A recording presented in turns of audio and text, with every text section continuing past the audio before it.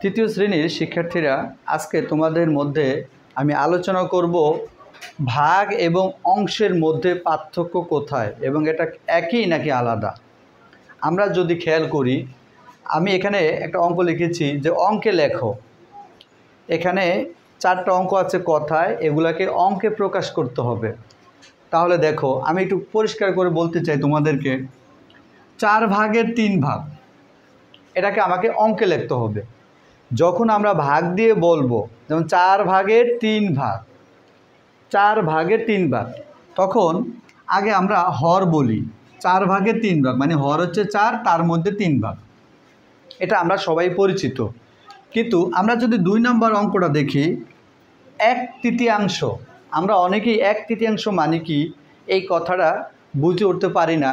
এক কোথায় লিখবো? এক কি উপরে লিখবো হরের জায়গায়, নাকি এক কি লবের জায়গায় লিখবো, নাকি হরের জায়গায় লিখবো? 1/3 মানে অংশের সাথে 1/3, 1/5, 1/4, এই কথাগুলো অনেকেই ভুল করো বা এগুলোর সাথে পরিচিত না।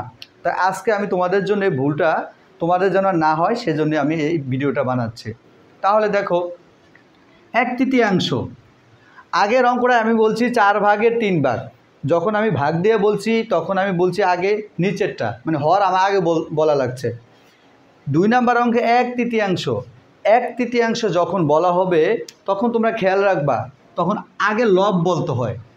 দেখো 1/3, তাহলে আগে লব বলতে হয়, তাহলে 1/3। আর যখন আমি ভাগ দিয়ে বলেছি তখন 4 ভাগের 3 ভাগ, তাহলে মানে আগে বলছি হর। আর অংশ দিয়া বললে আগে বলতে হয় লব, এটা তোমরা খেয়াল রাখবা।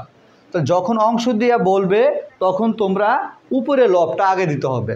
যেমন 1/4, 1/4, 1/4 মানে কি লবের জায়গায় লিখবে 1 আর নিচে হচ্ছে 4। লবের জায়গা হচ্ছে 1 আর নিচে হরের জায়গায় লিখবা 4, কারণ অংশ দিয়া বললে আগে সবসময় লবেরটা বলতে হয়। 4 নম্বর অঙ্কটা যদি দেখো, 5 ভাগের 1 ভাগ, ভাগ দেওয়া বললে আগে হর বলতে হয়। 5 ভাগের, তাহলে 5 কোথায়? হরের জায়গায়। আর 1 কোথায়? লবের জায়গায়। ভাগ দিয়ে বললে আগে নিচেরটা বলতে হয়, আর অংশ দিয়া বললে আগে লব বলতে হয়, মানে উপরেরটা বলতে হয়।